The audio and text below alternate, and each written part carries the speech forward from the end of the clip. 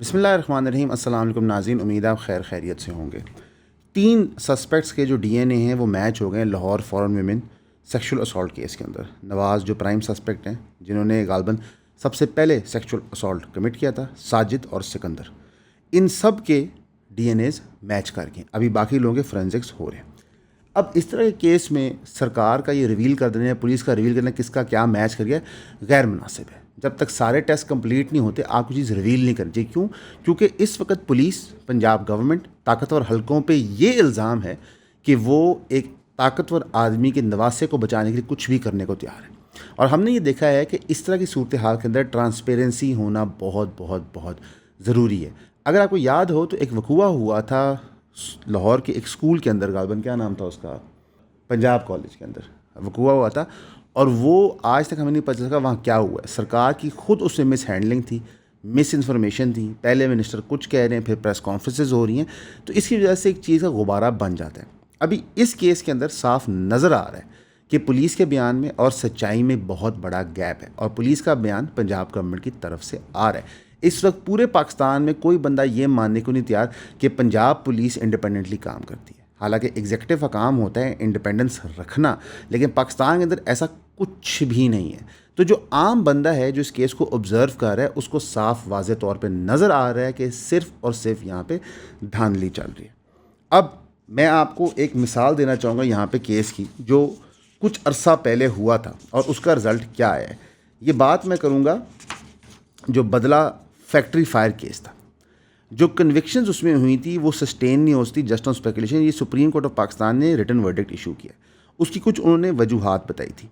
उन्होंने कहा था judicial confession of guilt could not be corroborated by independent evidence, the claim of chemical use could not be established through forensic evidence and none of the 34 injured witnesses gave statements against the accused.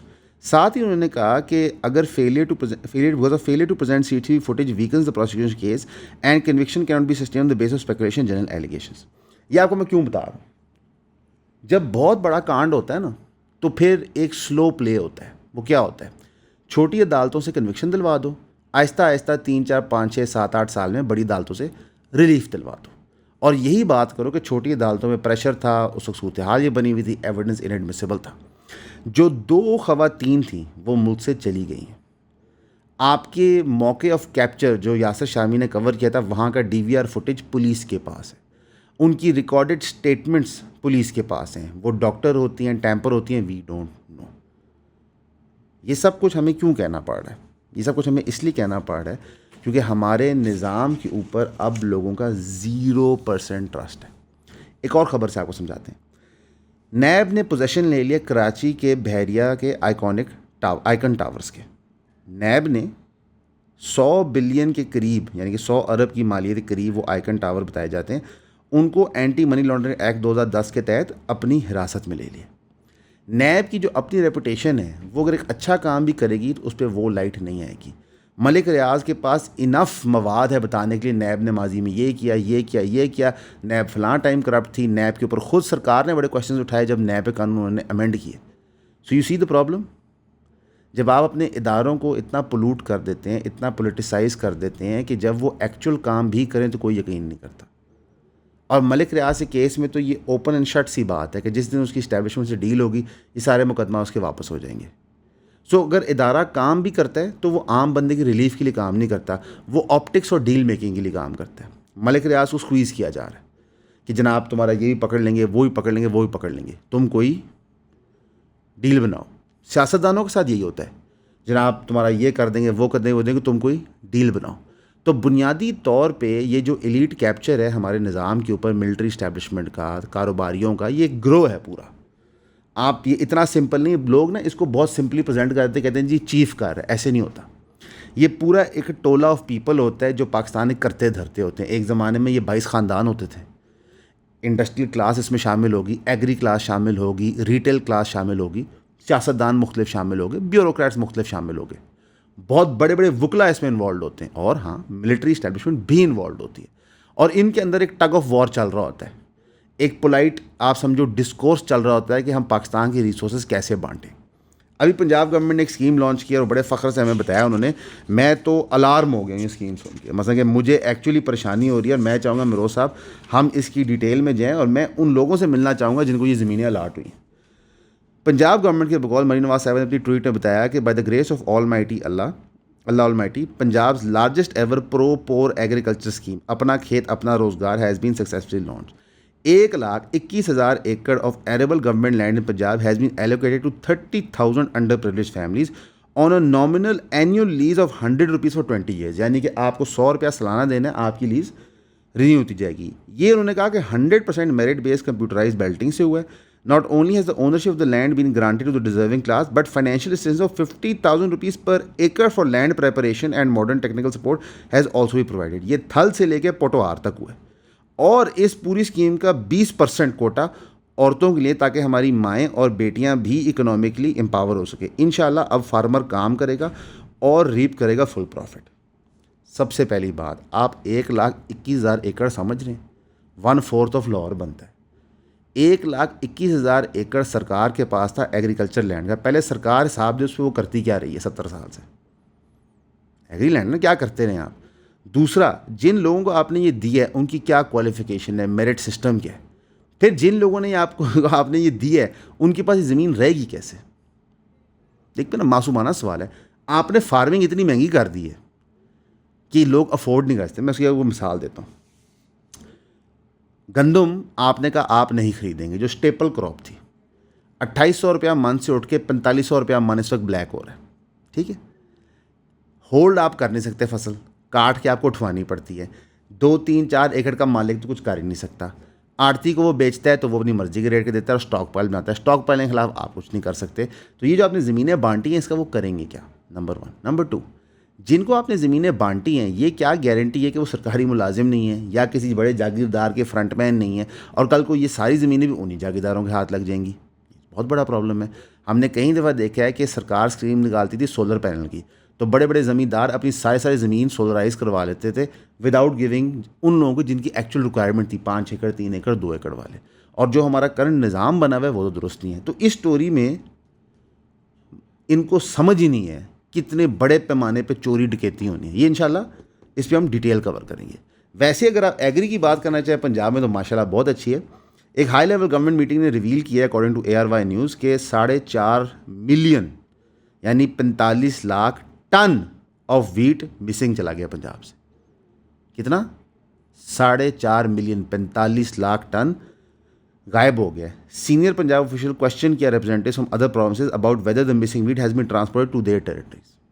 यानी कि पंजाब का एक official Khyber Balochistan Sindh GB Azad के mean जनाब ਤੁਹਾਡੇ ਕੋਲ साड़ी गंदम तो नहीं आई।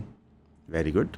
वैसे क्यों ना ये होता कि अगर आप फ्री मार्केट होने देते और लोग अपनी गंदम बेच सकते और आप डाटा रिकॉर्ड कर लेते और सरकार जिस तरह पहले खुद गंदम खरीदती थी और स्टोर करती थी वो करते, एक निज़ाम था ना इन ऑपरेशन। मैं छोटी सी मिसाल देता हूँ। अगर मरीन नवाज साहबा जहाज़ ना लेती, अगर कई और पर्क्स जो कैबिनेट करता है ना करता, तो आप गंदम खरीद सकते थे।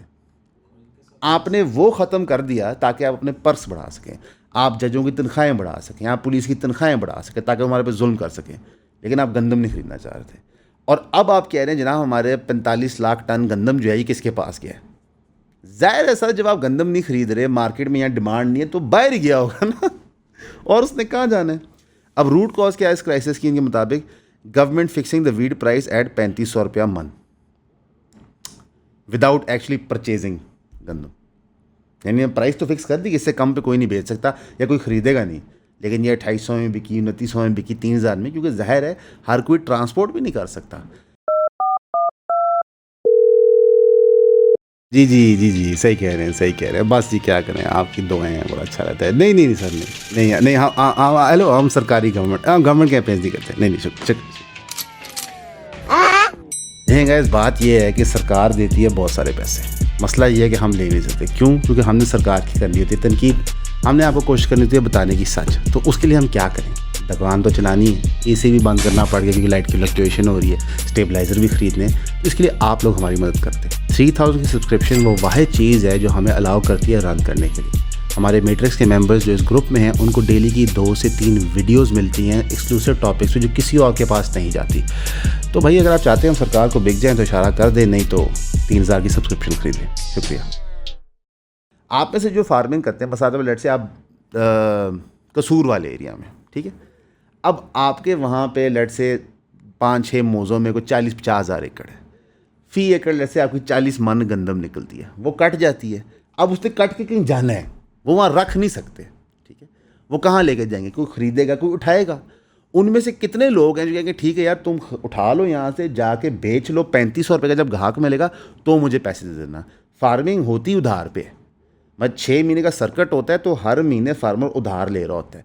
सबको पता है फसल के बाद वो उधार वापस होना होता है, चाहे वो फर्टिलाइज़र के लिए उधार ले रहा हो, घर में खर्चों के लिए उधार ले रहा हो, और हर फसल के साइकिल के एंड में बड़ा खर्चा प्लान्ड होता है। वो वेट नहीं करते पैसों का। असल में प्रॉब्लम ये है ना, ये पॉलिसियाँ कौन बना रहे हैं? ब्यूरोक्रेट जिन्होंने फार्मिंग नहीं की हुई, सियासतदान मरीन नवाज साहब जिन्होंने फार्मिंग की हुई, फार्मर्स की प्लाइट ही नहीं पता उन्हें। इसी तरह इन्होंने अब 1,21,000 एकड़ भी बांट दिए हैं, 45 लाख टन इनको मिल नहीं रही। और मज़े की बात क्या है कि मार्केट एक्सप्लॉयटेशन क्या हो रही है कि open market wheat prices Sindh और खैबर में 4500 रुपया मन है, रियासत ने या 35 रुपया मन की। अब एक बंदे ने 6 महीने फसल लगाई है, खून पसीना बहाया है, उसको पंजाब के अंदर 3500 नहीं मिल रहा। आड़ती उसी का माल उठाते हैं और वो जाके सिंध और खैबर में 4200-4100 का बेच रहे, मार्जिन कमा रहे। पंजाब गवर्नमेंट सुती पई है। जो पिछला निज़ाम था उसमें एरर्स थे, लेकिन उसमें एक एडवांटेज होता था कि आप अपनी गंदम सरकार के पास लेकर जाते थे, वो उसी वक्त को चेक देते थे, ठीक है, और सरकार उस गंदम को स्टोर करके कल को महंगा बेच के वो पैसा अपने पास रख सकती थी। ये जो आप लोन लेते हैं ना उधार, सरकारी बिजनेस कर सकता है, कोई ऐसी दिक्कत नहीं। इनफैक्ट सरकार अपना स्टॉक पाइल बनाती थी। मसलन आपका जो गंदम होती है ना, उसमें से एक पोर्शन बिकता है, एक पोर्शन सीड के तौर पे रहता है। किन लोगों को हम ये बातें समझा रहे हैं जी? मसलन ये वो लोग हैं जो 3 लोगों के डीएनए मैच कर चुके हैं, बाकियों को ये नहीं कर रहे, शायद करने भी नहीं है, क्योंकि एक तो बॉस को बचाना है, ठीक है, और बॉस की भी बड़ी फ़नी खबर है। अच्छा, ये साफ़ी भी ना बहुत मासूम होते हैं, मुझे क्यूट लगते हैं रोज़ भाई। जर्नलिस्ट है मोहम्मद उमैर, वो कहते हैं कि जो ये बॉस वहीद है ना, इनका ताल्लुक डॉक्टर फवाद से है, जिनका ताल्लुक साकिब चड्डर से। अब ये आपने क्यों कहा, या आपने क्यों बात की?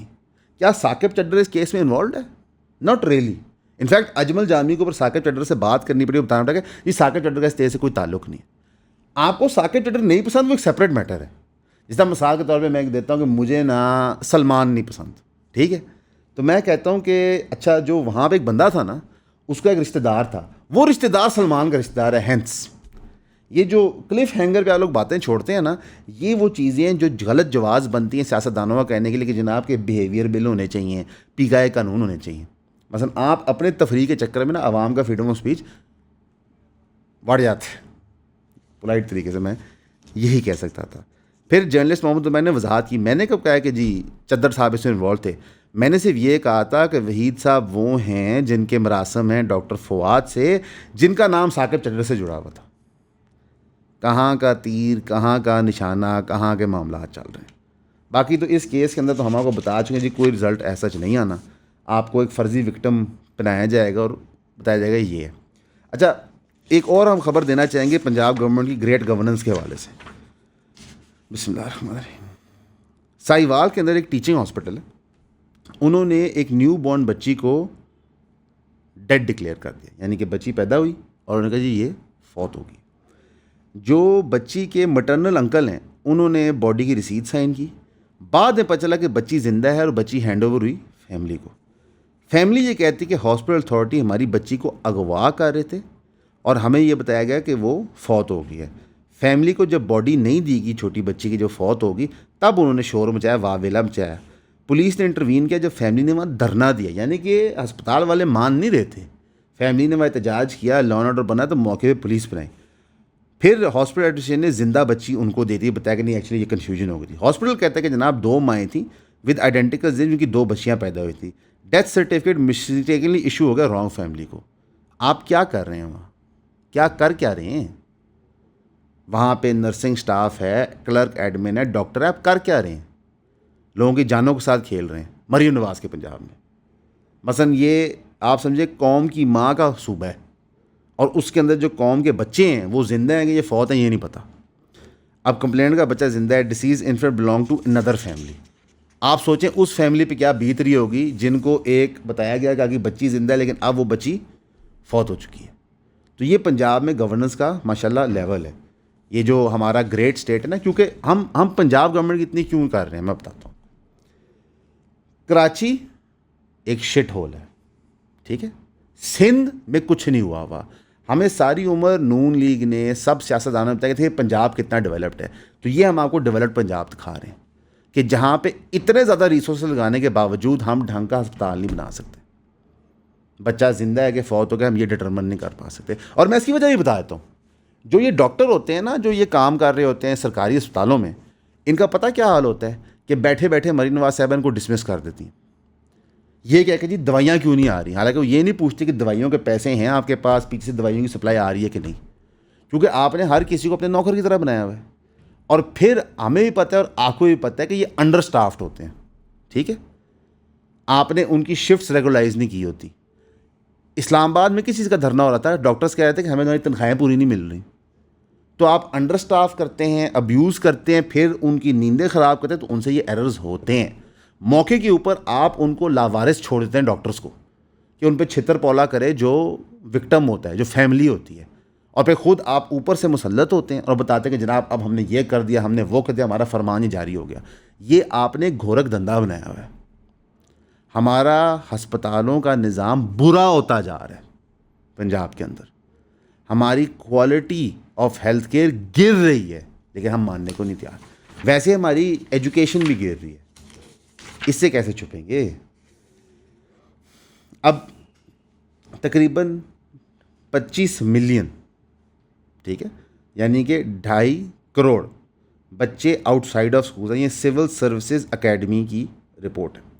National emergency on education declare की थी मई 8, 2024 में, यानी PTM 2 के दौर में। इलेक्शन के फ़ौरन बाद था ना, ये पहली चीज़ थी जो अनाउंस की इलेक्शन के बाद गालबन। इसके ऊपर CSA ने ये देखा कि execution, weak governance, fragmented administration, inadequate financing and poor data integration है, जिसकी वजह से हमारे पास एक्यूरेसी ऑफ डेटा नहीं है और एक मेजर स्लिपेज क्रिएट हो रहा है हमारे स्कूलिंग निज़ाम में।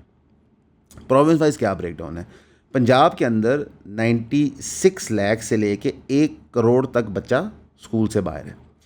64 लाख 6.4 मिलियन कभी इनरोल ही नहीं करता और 3.16 मिलियन ड्रॉप आउट कर जाते हैं।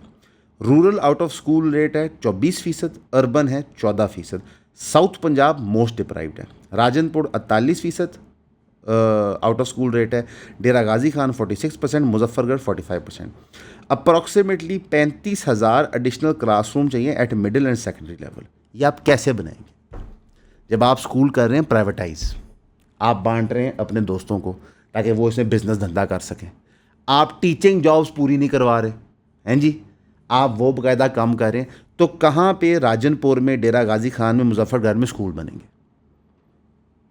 आपके एजुकेशन मिनिस्टर तो रीवैम्प कर रहे थे ना हर चीज़, वो तो मौके वारदात पे पहुँचते हैं स्टेटमेंट रिलीज़ करने के, जनाब बेफिक्र हो जाए हम हैंडल कर लेंगे सिचुएशन। तो ये कौन हैंडल करेगा। सिंध के अंदर अप्रॉक्सीमेटली 7.4 मिलियन 74 लाख बच्चे आउट ऑफ स्कूल हैं, जिसमें से 4.1 मिलियन 41 लाख बच्ची हैं, 44% of school age population. 36,000 primary schools but only 2,634 middle schools and 1,674 secondary school. ये हमारा प्रॉब्लम है।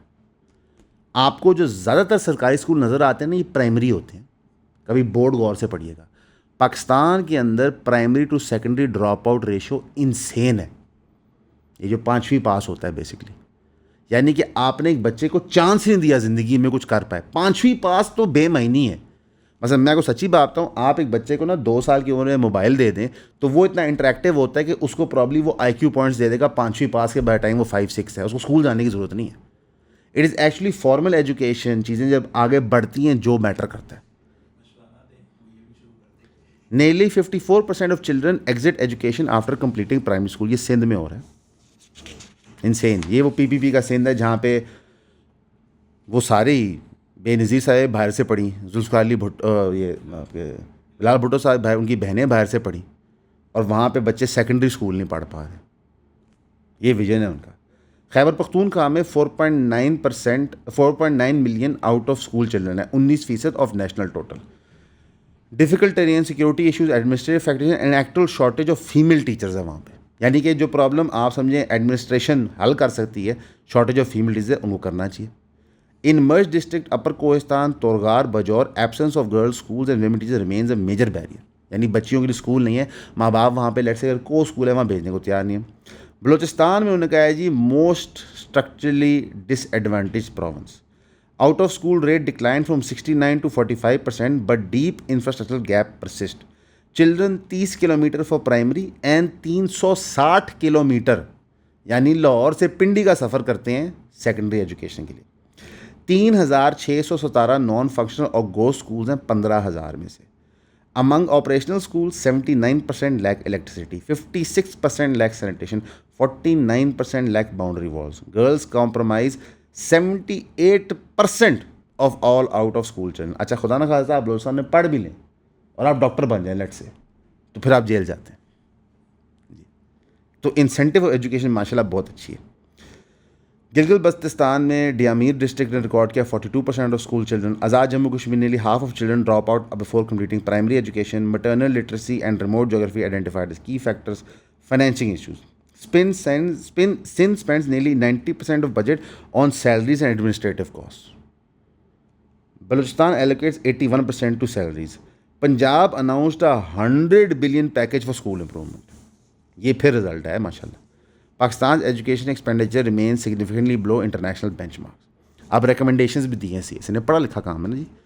एक यूनिफाइड नेशनल रजिस्ट्री बनाई link to NADRA's B form system for real time tracking. आपको पहले पता होगा ना बच्चे कितने हैं। अब ये भी मसला हल हो, कराची की पॉपुलेशन क्या है, मैं बताता हूँ होता क्या। अब मैं आपको इसलिए बताऊँगा चोरी कहाँ होगी, आप वेट कीजिए, कमाल देखिएगा। Integrate formal and non formal education data systems, legal recognition of accelerated learning pathways for out of school children, institutionalized double shift schooling in high demand districts, targeted financial incentives for female teachers in remote districts, climate resilient school infrastructure in flood prone areas, establish autonomous district education authorities, shift from input based to performance based funding। मैं समझा। पहला नुकता है कि आप unified national student registry बनाएं, यानी कि सूबाई चीज़ को आप कहाँ ले जाएं, वफाक में। इत्थे ही गेम रुक जानी थोड़ी, क्योंकि हर सूबे ने कहना कि हमारी खुद मुख्तारियत है। अभी सिंध के अंदर उन्होंने हिंदू बच्चों को अलाउ किया कि वो हिंदुज़म के बारे में पढ़ें, और मेरे ख्याल से बड़ा अच्छा स्टेप है। It is a very good initiative. अगर कोई ईसाई बच्चा है तो आप उसको ईसाइयत पढ़ा सकते हैं, कोई दिक्कत नहीं। बताएं अगर वो प्रोटेस्टेंट है, डिपेंडिंग ऑन किस सेक्ट में, तो ये होना चाहिए। लेकिन ये पंजाब में नहीं होता, ये केपी में नहीं होता, बलूचिस्तान में नहीं होता। तो कोई भी सूबा ये विलिंग क्यों होगा गिव अप करने के लिए। पीपीपी तो ये डू एंड डाई इशू है। Integrate formal and non formal education data system, इसका क्या मतलब है? Formal and non formal education data systems, what is this? यानी कि आपने दो कैटेगरीज क्रिएट कर दी ताकि आप जो सप्लीमेंट्री चीज़ें थी प्राइवेट इदारों की, उनको भी अब डेटे में शामिल कर सकें। पंजाब क्या कर रहा है? कंप्लीट प्राइवेटाइजेशन वो चाहता है ये बोझ ही सरकार के सर से निकल जाए, ताकि जो एवरेज बच्चा है ना वो पढ़ ना सके, और अगर वो खुदा ना खासा स्कूल पहुंच भी जाए तो छत गिर जाए। कोई स्टैंडर्ड तो नहीं है, कोई मेरिट का या कोई चेक एंड बैलेंस का निज़ाम तो नहीं है। सरकार अपने स्कूलों पे चेक नहीं कर सकती तो प्राइवेट स्कूलों पे कहाँ करेगी? और अगर वहाँ पे उनके अफसरान चेक करने पहुँच भी गए तो वो क्या लेंगे? पैसा। कभी सुना है सरकारी अफसर गया हो चेक करने सरकारी स्कूल को तो वहाँ सरकारी टीचर ने रिश्वत दे दी हो? नहीं होता ऐसे, ये प्रॉब्लम है। Legal recognition of accelerated learning pathways for out of school children, इसे कहते हैं डाटा मैनिपुलेशन। आपने एक निज़ाम बनाया हुआ है जहाँ पे आप बिलीव करते हैं कि बेस्ट पॉसिबल चांस है बच्चे के सक्सेस का, प्राइमरी, सेकेंडरी एंड ऑनवर्ड। लेकिन फिर आपने कहा कि अगर इससे बाहर कोई बच्चा है तो उसके लिए कोई और लर्निंग पाथवे बना दो। ठीक है, अब उस पाथवे क्या होगा, उसके रिजल्ट्स क्या हैं, उसको आप गेज कैसे करेंगे, ये बेहतर है या ये बेहतर है? क्या आप लोगों को फिर चॉइस देंगे दोनों में से एक में जाने के लिए? ये क्यों आप कर रहे हैं? ताकि आप ज़्यादा से ज़्यादा लोगों को एजुकेटेड फ्रेमवर्क में सिर्फ अपने सेंसेस में डाल सकें। जिस तरह सरकार ने कहा कि अगर आपके पास 9,000 रुपये हैं तो फिर आप गरीब नहीं हैं, अपने सेंसेस को बेहतर करने के लिए, अपने डाटा के नंबर्स को फर्ज करने के लिए, ताकि वो झूठे बैनर और तकरीरें कर सके जनाब हमने इतनी गुर्बत कम कर दी, एजुकेशन ज़्यादा की। पाकिस्तान में गालिबन बताया जाता है कि जनाब more than 50% of the population is literate, और लिटरेसी की डेफिनेशन क्या है कि आप अपना नाम दस्तखत कर सकें। This is the definition that they have given. या फिर आप हेडिंग पढ़ सकें एक अखबार की, ये लिटरेसी की डेफिनेशन है। वेरी गुड, हर सेंसेस में लिटरेसी की डेफिनेशन भी चेंज होती है। जो आप चाहते हैं। तो ये इस तरह के लगूने होते हैं। अब CSA ने अपना काम कर दिया, उन्होंने हवाले कर दिया, इसलिए उनको पैसे भी मिल गए होंगे, वाह भी होएगी, उन अफसरों की तारीफ़ भी होगी, उनकी प्रमोशनें भी हो जाएंगी। कल को वो अफसर अपने बच्चों को बताएंगे देखो मैंने इतनी बड़ी पॉलिसी बनाई थी पाकिस्तान के लिए, ये इंप्लीमेंट नहीं हो सकी। जब वो पॉलिसी बना भी रहे थे उनको पता था इसने इंप्लीमेंट नहीं होना। मैं वो भी वैसा सदके जाऊँ जो वो हुई थी जब वो हिस्ट्री रीराइट करने लगे थे, जहाँ पे वो बिल्कुल जो इस्टेब्लिशमेंट की सबसे बड़ी ख्वाहिश है कि किसी तरह फेडरेशन जो है वो बच्चों की तालीम में कंट्रोल करे। तालीम सूबों के पास ही होनी चाहिए, मैं आपको बताऊँ, फेडरल गवर्नमेंट के पास नहीं होनी चाहिए। क्योंकि हमारी फेडरेशन ने जब जब डायरेक्टली इंडोक्ट्रिनेट करने की कोशिश की ना स्कूलों में, तो रिज़ल्ट बहुत ही पुट्ठा है।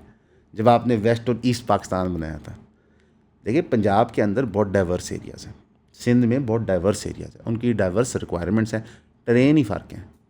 ये सूबाई लेवल पे ये चीज़ होनी चाहिए। हाँ, अगर आप डेमोक्रेसी होने देंगे ना, आप इलेक्शन होने देंगे, रिजल्ट आने देंगे, ये चीज़ें ठीक हो जाती हैं। एक बड़ी इंटरेस्टिंग बात है, इमरान खान दौर में लोग कहते थे क्या इन चोरों के हवाले कर दें। तो आज हमें जो इमरान खान साहब जिन लोगों को चोर कहते थे वो कहते क्या हम मुल्क इमरान खान के हवाले कर दें।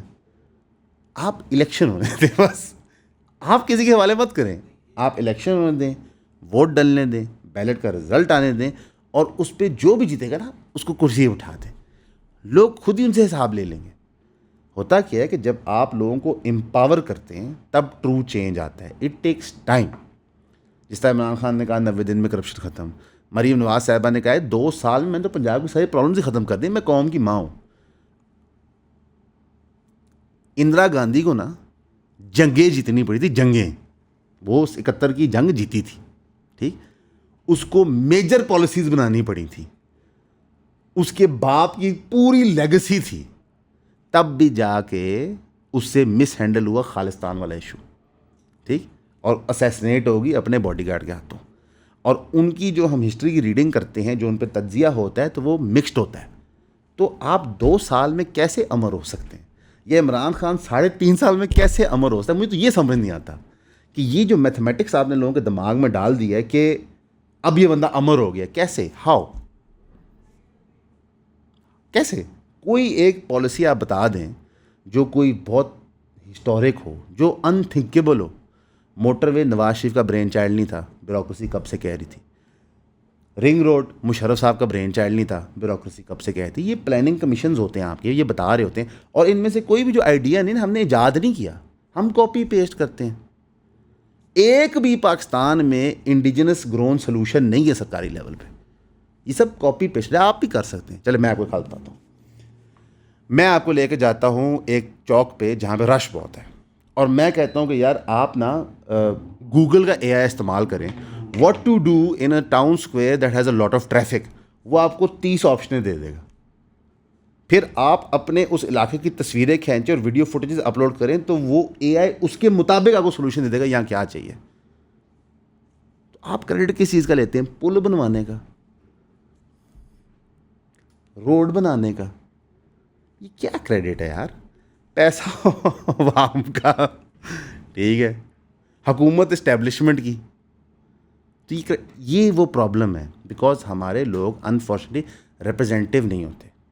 मरीम नवाज साहिबा मॉल टाउन में रहती हैं एक हवेली में, जाती उम्रा में एक हवेली में रहती हैं, चीफ मिनिस्टर हाउस में रहती हैं, गर्म हवा उनको ज़िंदगी में लगी नहीं माशाल्लाह, और ना लगे। उनके वालिद बहुत अमीर, सॉरी उनके नाना अमीर थे या दादा अमीर थे, वो कंफ्यूज करते थे अमीर कौन था उनमें से। बेसिकली बहुत अमीर लोग थे। उनको क्या पता कि जब गंदम की फसल तैयार होती है तो जो जश्न होता है, या जब पैसा आता है फसल बेचने का तो जो रिलीफ होती है किसान के मुंह पे, या जब वो शाम के वक्त दरख्त के नीचे बैठता है, हवा चलती है और उसका पसीना सूख रहा है, तो उनको नहीं पता। जब वो फ्लड एरियाज़ में गई थी, आपने उनका बिहेवियर देखा था, आपने उनकी बॉडी लैंग्वेज, उनके लिए एलियन चीज़ें हैं, this is unknown to them. मैं सारी उम्र बिलावल भुट्टो साहब बाहर फिरे हैं, ऑक्सफोर्ड में थे, गालबन कैम्ब्रिज में, ऑक्सफोर्ड में थे, दुनिया की आप इंटेलिजेंसिया के साथ घूम रहे हैं। उसे क्या पता यार कि लड़काना में ज़िंदगी क्या है। लड़काना से इलेक्शन आ गए, वेरी गुड। उन्हें नहीं पता। ये तो एक नवे, आप जब मिलते हैं ना वडेरों को, तो उनकी बॉडी लैंग्वेज उनके एरिया की नहीं होती। वो लगता है कोई कॉन्करर इन्वेडर बैठा हुआ है और उसकी जो मफतू आवाम है उसको मिलने आ रही है। ये उन्होंने रिलेशनशिप डायनामिक बनाया है। कहाँ से सीखा? साम्राज्य से सीखा है। ठीक है, they don't actually mix with the people. ये लोग हुक्मरान हैं हमारे, ये लोग हमें बताएंगे क्या होगा क्या नहीं होगा, किस तरह होगा किस तरह नहीं होगा। मतलब कि आप कभी जाए ना, ये तो खैर यहाँ से बहुत सारे लोग जाते हैं स्कर्दू, तो वहाँ पूरी पूरी टहनियाँ तोड़ देते हैं फलों की। आप कभी देखें कि एक फल के बाग की केयर क्या होती है, कैसे दाने दाने का हिसाब होता है, एफर्ट लगा होता है ना किसी का। सरकार जब आपका टैक्स काटती है, चुभता है ना, जब इनकम टैक्स चुभता है, आपकी मेहनत का पैसा होता है। तो आप किसान की मेहनत सोचो, मज़दूर की मेहनत सोचो। आपको पता है मज़दूर कितना टैक्स देता है? जब वो बोतल लेता है टैक्स देता है, जब वो सिगरेट लेता है टैक्स देता है, जब वो रोटी लेता है टैक्स देता है, जब वो घी लेता है टैक्स देता है, जब दूध लेता है टैक्स देता है। तो हमने डेली वेज लेबर भी है ना, उससे भी टैक्स ले लेके चला किया हुआ उसे।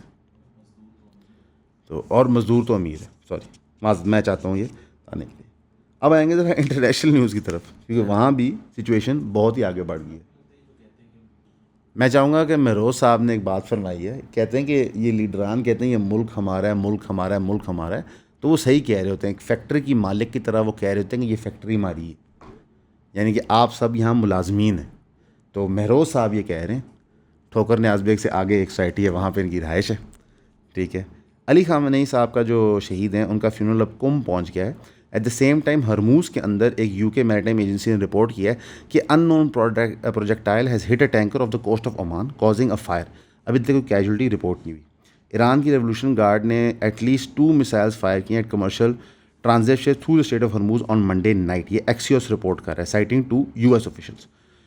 दोनों कमर्शियल शिप्स को सिग्निफिकेंट डैमेज हुआ था बट नो कैजुअल्टीज़, ये भी US ऑफिशियल ने बताया। Separately British maritime security agency ने इसको कंफर्म किया। ईरान के रेवोल्यूशनरी गार्ड ने ऑलरेडी वार्न किया था कि हमारे मिसाइल और ड्रोन हमेशा रेडी हैं फॉर फायर। ये हम किसी भी टाइम पे सिचुएशन को एस्केलेट करने के लिए तैयार बैठे हैं। एक रिपोर्टर ने अरगाची से सवाल पूछा कि will you give up nuclear weapons. Araghchi ने कहा yes we are committed to peace, हाँ हम पीस के लिए कमिटेड हैं। तो रिपोर्टर ने कहा फिर मसला क्या है, क्यों नहीं करते? तो उन्होंने कहा कि मसला है इसराइल, वो थ्रेटन करता है रीजनल पीस को, उनके पास न्यूक्लियर बम है and that can only be contained if Iran also possesses a nuclear weapon. ये बात ओपनली की जा रही है। ट्रंप ने अब अनाउंस किया कि मुझे रजीम चेंज नहीं, सिर्फ डील प्रायोरिटी है। ट्रंप ने यह भी कहा है कि मैं कभी भी इनको न्यूक्लियर बम नहीं हासिल करने दूंगा और मैं अगर चाहूँ तो मैं घंटे में इनके ब्रिजेस तबाह कर सकता हूँ, चंद घंटों में इनका सारा एनर्जी इंफ्रास्ट्रक्चर तबाह कर सकता हूँ। तो सिचुएशन वहीं पर खड़ी हुई है। अभी तक कोई डील के असरात हमें नज़र नहीं आ रहे। गालबन नेक्स्ट राउंड ऑफ टॉक्स मेरे ख्याल से 11 तारीख को है पाकिस्तान के मोस्ट वाले, लेट्स सी उसमें क्या रिजल्ट आता है। फ़लस्तीन के पॉइंट ऑफ व्यू से एक बड़ी अपडेट हुई है। हमास जो वहाँ पे हुकूमत कायम की थी गालबन 2006 में, 20 साल हो गए जी, उन्होंने अनाउंस कर दिया withdrawal from Gaza's governance after 20 years. उन्होंने अपनी गवर्निंग बॉडी डिसॉल्व कर दी है। मोहम्मद अल फरा हेड ऑफ इमरजेंसी कमेटी ने भी इस्तीफ़ा दे दिया। हमास ने स्टेट किया कि governmental administration is being handed over to a technocrat committee, जिस तरह डोनाल्ड ट्रंप ने कहा था। यानी कि जो ट्रंप ने डील ब्रोकर करवाई थी गज़ा के अंदर, उसके तहत उन्होंने कहा कि हम हैंड ओवर कर रहे हैं एक caretaker setup to eventually be taken over by technocratic committee. लिहाजा हमने अपनी शराइत पूरी कर दी है। अब देखते हैं कि इजराइल को वापस आप धकेल सकते कि नहीं। इजरायली ऑफिशियल्स ने इसके ऊपर कहा कि ये हमास का डिसोल्यूशन एक मीडिया स्टंट है। इजराइल ने कहा कि हमने हमेशा मेंटेन किया है कि हमास को डीमिलिटराइज करना है और हमास ने गवर्नमेंट गिव अप करनी है, ये दोनों चीज़ें बैक वक्त होनी है। Israeli prime minister Benjamin Netanyahu ने कहा कि there would be no reconstruction, no withdrawal, no talk of any until Hamas completely डिसआर्म्स।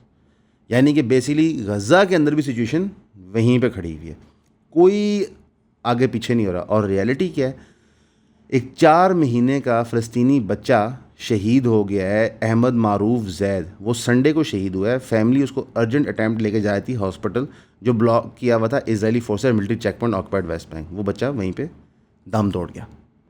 तो ये एक खौफनाक सिचुएशन है। जो एक हीरो डॉक्टर थे गज़ा के अंदर, डॉक्टर हुसाम अबू सफ़िया, उनको इस वक्त शिफ्ट कर दिया गया है। इज़राइल का बहुत मशहूर क्या नटोरियस अंडरग्राउंड प्रिजन है वहाँ पे, जहाँ पे लोगों को टॉर्चर किया जाता है। वो कह रहे हैं कि जनाब, जो वो डॉक्टर फरमाते हैं कि मुझे पता है कि मुझे वो यहाँ ले आए क्योंकि वो मुझे मारना चाहते हैं, मैं सर्वाइव नहीं करूँगा, ये मेरा एंड है। एमनेस्टी इंटरनेशनल ने इसको कंडेम किया। Erika Guevara Rosas, Amnesty International senior director for research advocacy policy and campaigns, ने एक्स पे जाके कंडेम किया इसराइल की abuse against detain Palestine doctor. उनका ये बहुत खौफनाक है जो इसराइल कर रहा है, torture, severe abuse, prolong solitary confinement, ये सब कुछ ज़िंदगी को एक इमिनेंट रिस्क होता है। यानी कि आपको इसराइल की तरफ से बिल्कुल इंच नहीं नज़र आ रहा। इनफैक्ट इसराइल के फॉरेन मिनिस्टर ने एक और ट्वीट की, Erdogan's Turkey welcomes the NATO summit tomorrow while arresting opposition leaders, silencing journalists, banning protests and censoring independent media. When a government fears its own people, it tells you everything you need to know about the regime.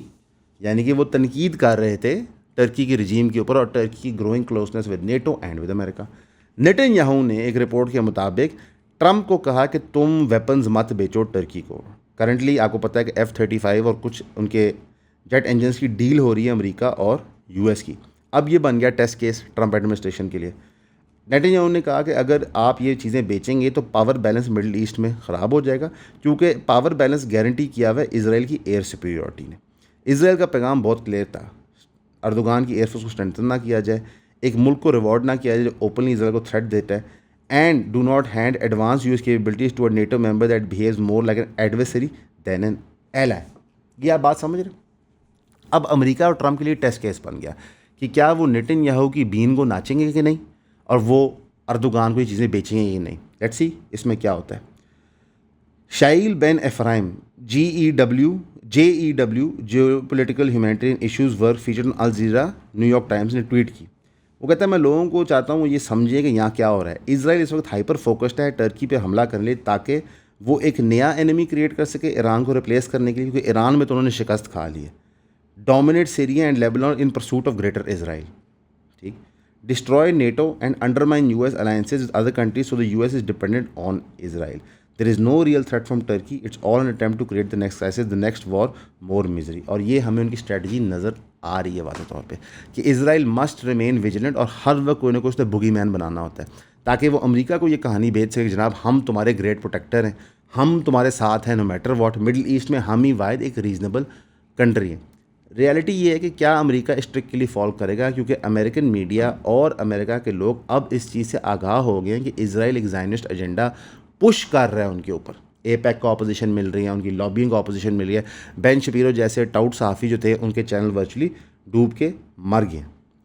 NATO ने एक बहुत बड़ी arms deal reveal की to unveil करेंगे Ankara में before summit with Trump. NATO leaders plan करते हैं कि tens of billions of dollars की डील टर्की में प्रेजेंट की जाएगी जो अर्दोगान के साथ होगी, जो अमेरिका के साथ होगी। यानी कि दो ज़रिए बाय विच टर्की को बेनिफिट हो रहा है कि नेटो आर्म्स डील कर ले तो टर्की को बेनिफिट होगा, या टर्की डायरेक्टली आर्म्स डील कर ले।